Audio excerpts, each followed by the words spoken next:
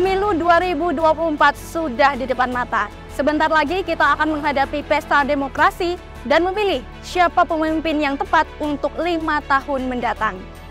Di tahun 2024 nanti, sebanyak 30% merupakan pemilih Gen Z atau pemilih pemula.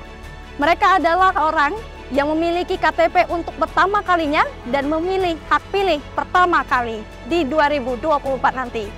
Seperti apa pemahaman mereka dan edukasi mereka mengenai pemilu ini akan kami kemas dalam potret edisi Pemilu Pertama kali.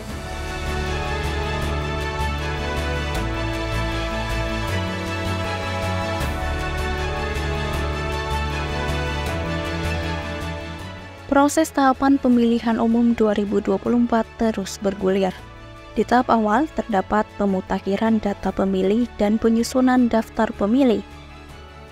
Daftar pemilih tetap tahun 2024 Provinsi Kepulauan Bangka Belitung sejumlah 1.067.434 pemilih. Pemilih pemuda sebesar 30%, sedangkan pemilih pemula sebesar 10%.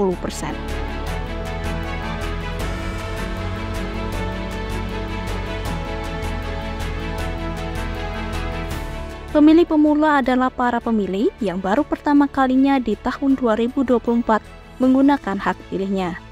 Pemilih pemula didominasi oleh generasi Z dengan tahun kelahiran 1997 hingga 2009. Mereka yang tahun ini menggunakan hak suaranya rata-rata masih duduk di bangku sekolah menengah atas.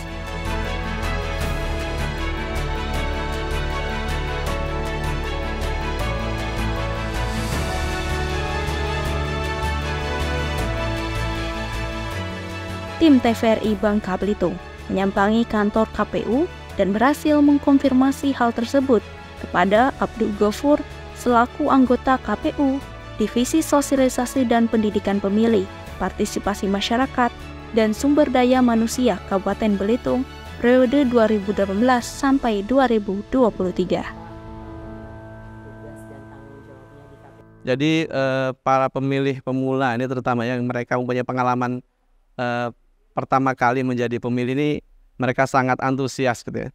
Antusias, dan mereka juga selain dari yang sudah kita sosialisasikan, kita sampaikan langsung kepada mereka, mereka juga karena aktif bermedia sosial, selain walaupun tahapan kampanye di media sosial juga belum dibuka, tapi kan menggunakan akun-akun pribadi para caleg, para kontestan ini sudah memperkenalkan diri melalui akun media sosial pribadi yang ini juga mereka berkampanye. Kemudian mereka juga banyak juga pertanyaan ini, bagaimana sih tips mencari pemimpin gitu, biasanya itu yang sering ditanyakan oleh para Gen Z. Nah, maka tips-tipsnya itu ya kita sampaikan bahwa pertama dilihat profilnya gitu kan. Kemudian kalau misalnya untuk DPRD dilihat partainya, visi misi partainya seperti apa, apakah visi misi caleg yang disampaikan itu sesuai dengan partai politik. Nah, itu yang sering kami sampaikan dan mereka sangat antusias setiap sosialisasi yang kita lakukan. Karena surat suara kan baru terbit ya, PKPU terkait surat suara, kemudian PKPU pungut hitung, maka kita mengacu perbandingan dengan 2019. Nah, kalau pengalaman kita pemilu 2019 saat sosialisasi 1-2 bulan menjelang pemilu, itu kita bahkan membawa spesimen. Kita simulasi juga tata cara mencoblos itu sah atau tidak, itu kan. Karena kita juga menyampaikan kepada para pemilih, selain kita meningkatkan partisipasi, juga kualitas partisipasi. Jangan sampai kawan-kawan atau para pemilih datang ke TPS, terutama pemilih pemula ini, hadir ke TPS menggunakan hak pilihnya, tetapi tata cara mencoblosnya tidak benar, sehingga suaranya tidak sah. Kan sayang gitu kan, satu suara sudah hadir ke TPS tapi tata cara mencoblos tidak benar, ini menjadi tidak sah.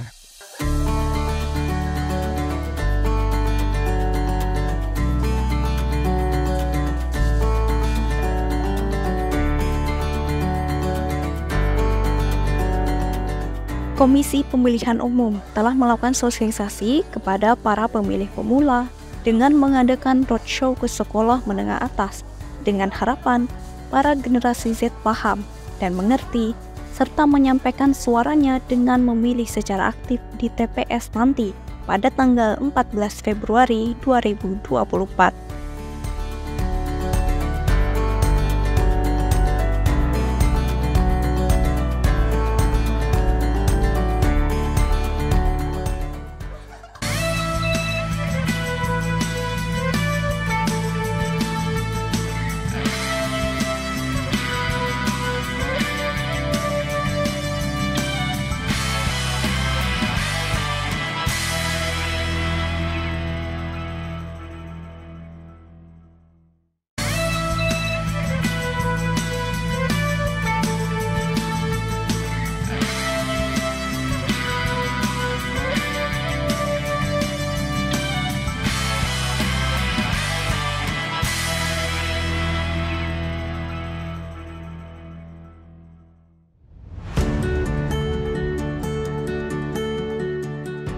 Kalau tadi kita sudah mendapatkan data dari Ketua KPU, nah selanjutnya kita akan ke Gen Z untuk mengetahui nih bagaimana pengalaman mereka menjadi pemilih pemula.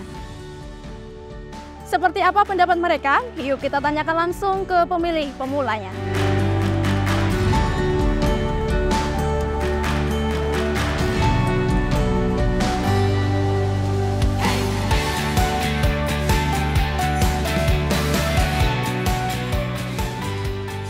Sekolah yang tim kami datangi ini merupakan salah satu sekolah yang sudah disambangi oleh pihak KPU daerah setempat. Para siswanya telah dibekali dengan pemahaman seperti apa gambaran pemilihan umum, bagaimana memilih pemimpin dari sekian banyak partai pengusung, seberapa penting suara mereka menentukan pengembangan daerah mereka ke depan, serta bagaimana supaya suara yang mereka pilih sah dalam perhitungan. Secara pemahaman, mereka sama dan sudah paham arah dari pilihan mereka dan menyatakan sangat antusias terhadap pemilu nanti.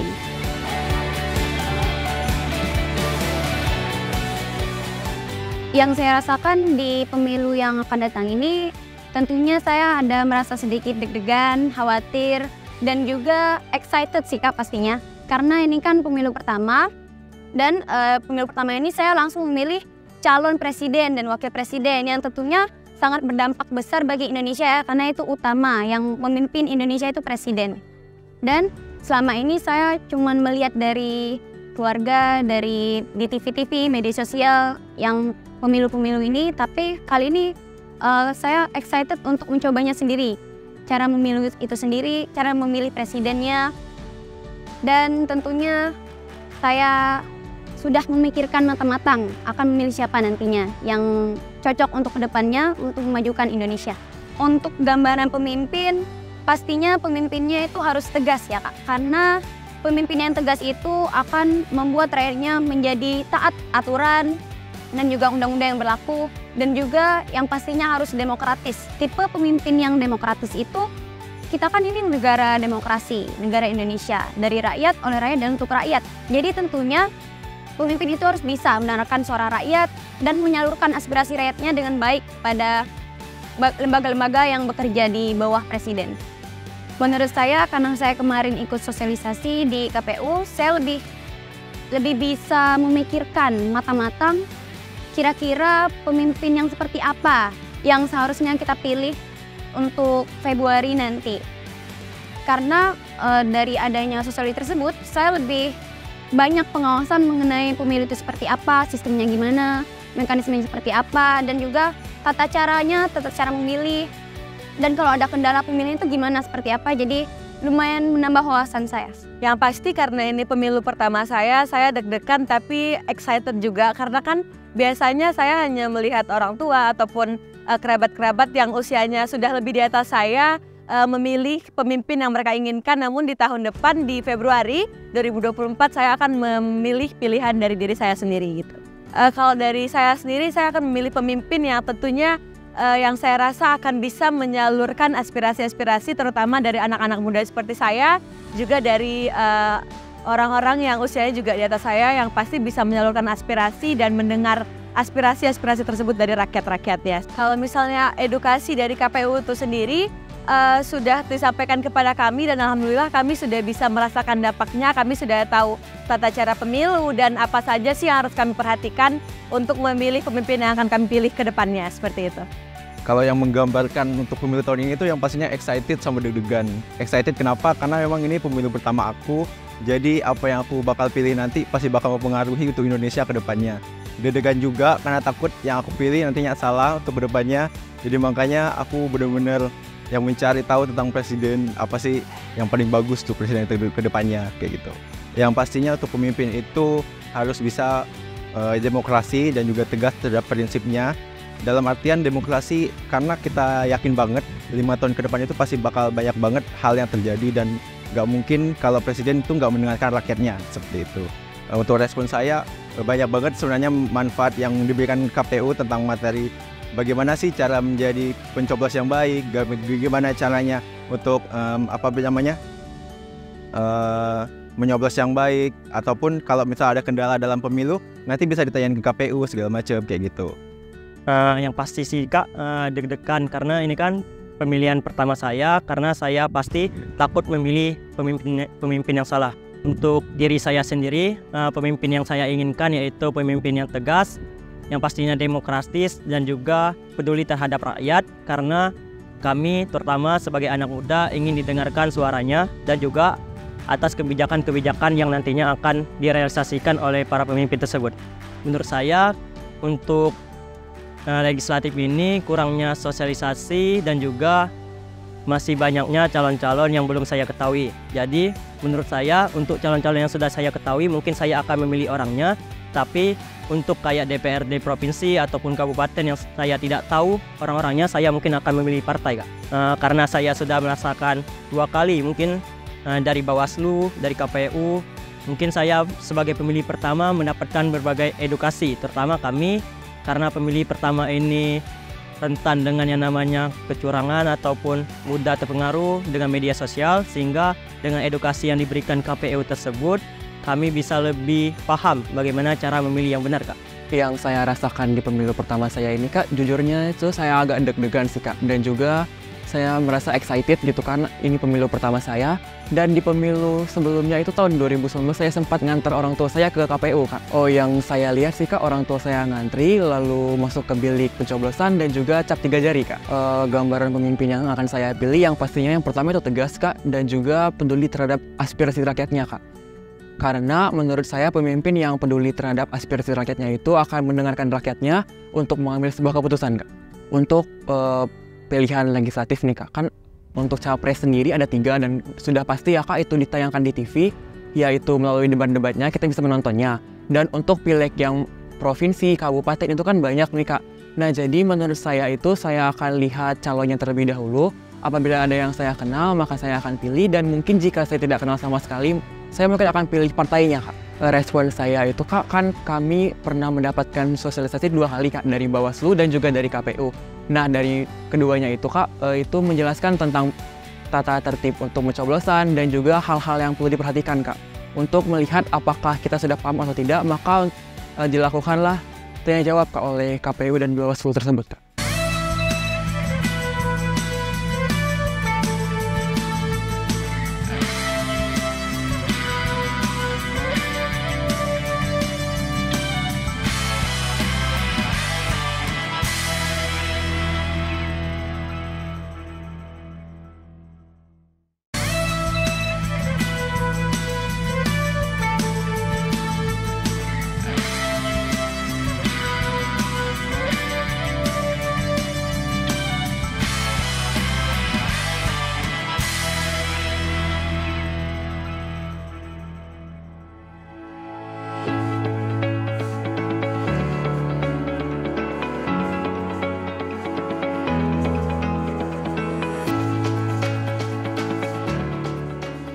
Secara data di Kabupaten Belitung, pemilih pemula berjumlah hampir 30%. Para generasi Z ini merupakan generasi yang dekat dengan media sosial. Oleh karena itu, dalam sosialisasi yang dilakukan oleh KPU Belitung, para pemilih pemula ini diedukasi agar bisa memilih informasi yang mereka dapatkan hanya dari sumber yang terpercaya, dan tidak mudah dalam menyebarkan informasi yang belum bisa divalidasi kenyataannya seperti apa.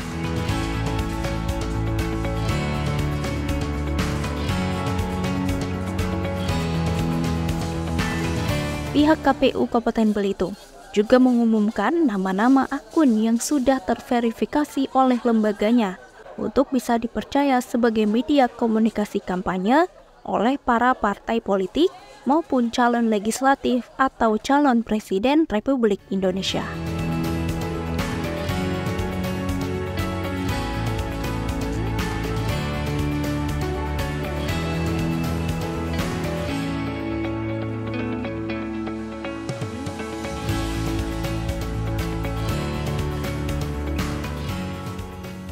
Dalam sosialisasi yang kita sampaikan memang bijak menggunakan sosial media. Terkadang black campaign akhirnya terjadi seperti itu, nanti arahnya kan ke sana. Maka kita sampaikan jangan mudah membagikan konten yang belum jelas itu. Kemudian pastikan bahwa setiap kampanye, kemudian yang menggunakan media sosial nantinya, walaupun ini belum dimulai ya. Media sosial nanti kan kampanye media sosial kita mulai di tanggal 21 Januari. Dari 1 Januari sampai tanggal 10 Februari. Nah, ini para kaum muda juga ini harus benar-benar jeli gitu kan, berkomentar gitu kan. Sehingga tidak menimbulkan nantinya ada unsur sara ya, unsur kebencian yang nanti akhirnya mengarah kepada pidana gitu kan. Undang-undang ITE lagi gitu kan. Alhamdulillah ya kita berharap gitu kan para generasi muda untuk lebih bijak lagi menggunakan jari jemarinya dalam berkomentar dan bersosial media. Kalau KPU kan ranahnya pelaksanaan teknis penyelenggaraan. Jadi kita hanya memfasilitasi pendaftaran akun media sosial yang akan digunakan oleh para peserta pemilu nantinya didaftarkan kepada KPU secara resmi.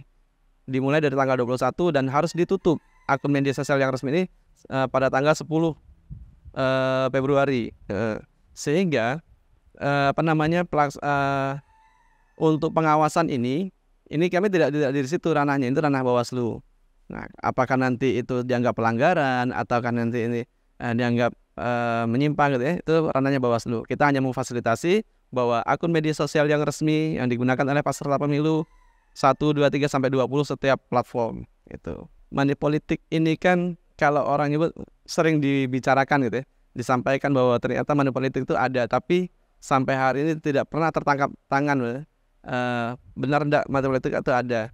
Tapi kenyataannya orang bercerita bahwa ada dapat uang dan dapat ini dapat itu gitu kan.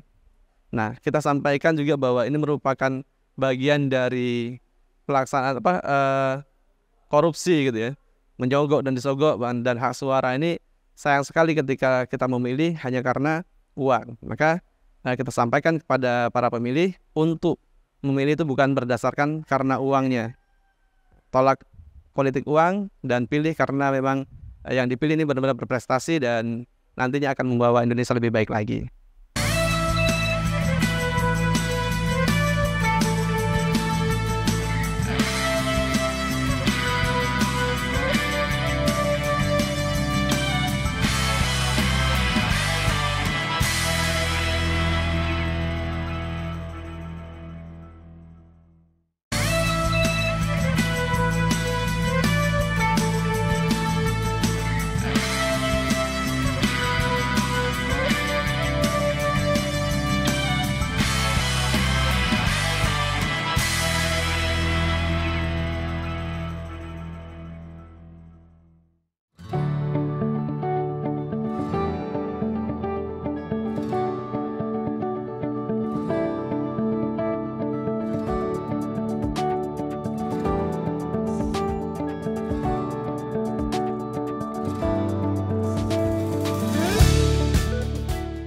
Februari 2024, rakyat Indonesia akan menjalani pesta demokrasi melalui pemilihan umum.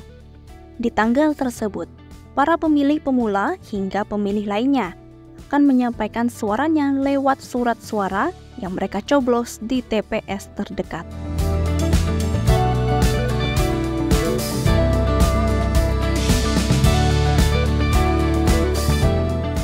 Di tanggal yang sama, Indonesia akan melihat gambaran siapakah Presiden dan Wakil Presiden Republik Indonesia yang akan terpilih, atau siapakah calon presiden dan calon wakil presiden yang akan maju ke putaran selanjutnya, serta partai politik atau calon legislatif yang akan menduduki kursi anggota Dewan Perwakilan Rakyat.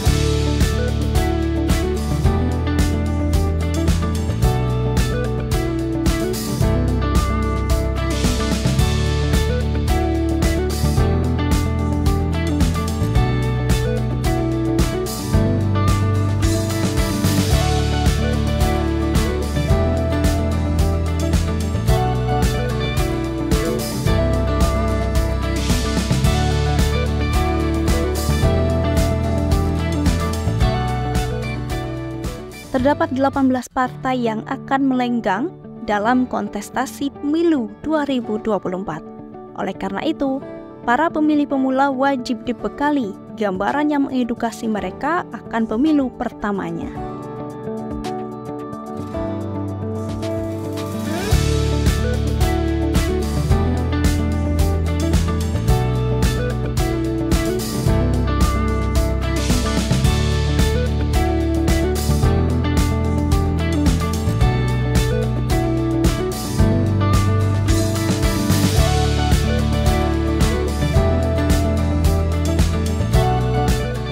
Setidaknya antusiasme ini yang masih harus kita gaungkan agar masa depan bangsa ini menjadi lebih baik di tangan para pemimpin yang tepat mereka pilih.